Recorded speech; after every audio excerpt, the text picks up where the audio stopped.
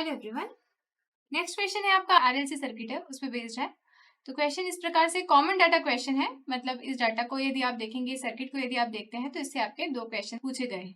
ठीक, तो क्वेश्चन इस प्रकार से है कि RLC circuit with relevant data is given below. आपको एक सर्किट दे रखा है जो कि ऐसा है, आरएलसी सर्किट है और उसमें करंट्स मार्क कर दिए गए हैं और सप्लाई वोल्टेज भी ऐसे बता दिया। टोटल करंट IS है और करंट जो है वो दो भागों में बट रहा है, IRL है, IC है। यहाँ पे VS, IS और IRL की वैल्यूज दी हुई है। आपको फर्स्ट क्वेश्चन पूछा है the power dissipated in resistor R is, चार ऑप्शंस आपको दिए गए। ठीक है, सबसे पहले तो हम सर्किट ड्रॉ कर लेते हैं, रीड्रॉ कर लेते हैं एक बार।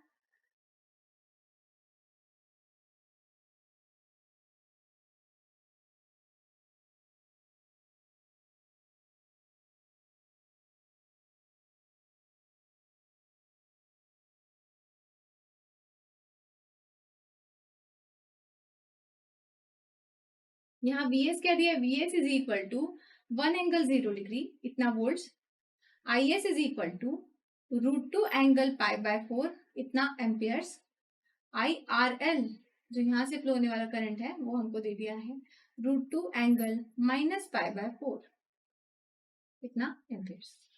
Power dissipated in resistor R, ये हमसे पूछा है first question, power dissipated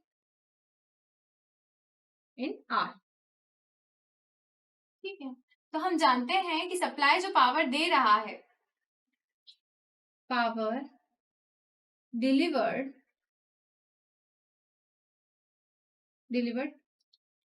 from source,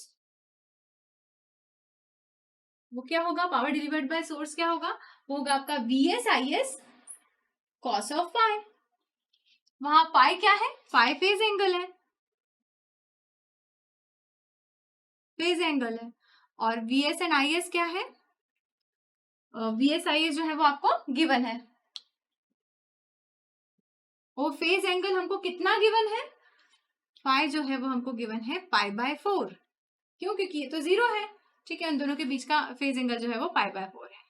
अब हम एक और चीज जानते हैं, पावर डिसिपेटेड इन R पूछा है आपसे, लेकिन जब आप पावर डिसिपेशन की बात करते हैं तो पावर डिसिपेशन हमेशा सिर्फ और सिर्फ रेजिस्टेंस के अंदर होता है।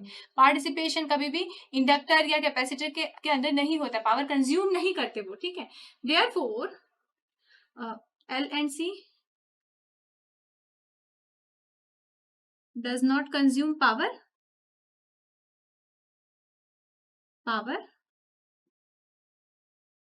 इसीलिए हम क्या बोल सकते हैं, इसीलिए therefore power in R is equal to power supplied by the source, by source। ऐसा क्यों है, क्योंकि L और C कोई भी पावर जो है वो कंज्यूम नहीं करते, इसलिए हम बोल सकते हैं जो पूरी पावर डिलीवर हो रही है वो कहाँ जा रही होगी, वो यहाँ जा रही है, क्योंकि power deliver should equal to power absorption. ठीक है, तो पावर एब्जॉर्ब होगी वो किसके बराबर होगी, पावर जितनी डिलीवर हो रही है उसके बराबर। तो हम बोल सकते हैं PR will be equal to VS IS cos of phi which will be equal to 1 into √2 cos of π/4, this will be equal to 1। ये आपका पार्ट नंबर 1, क्वेश्चन नंबर 1। मतलब आपका करेक्ट आंसर कौन सा है, 1 वर्ड, जो कि बी ऑप्शन है। सेकेंड पार्ट पे आते हैं हम।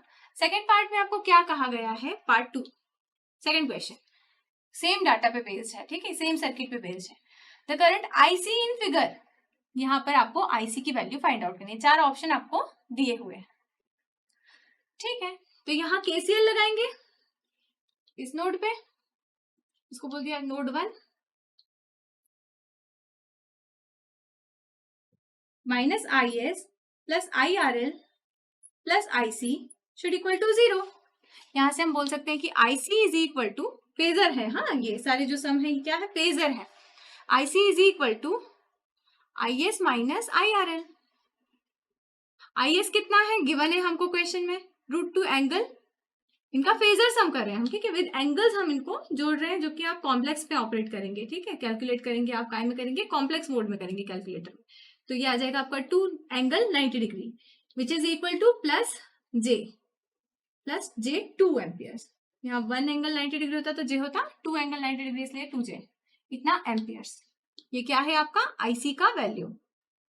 तो आपका कौन सा ऑप्शन सही है, आपका ऑप्शन नंबर डी जो है वो करेक्ट है।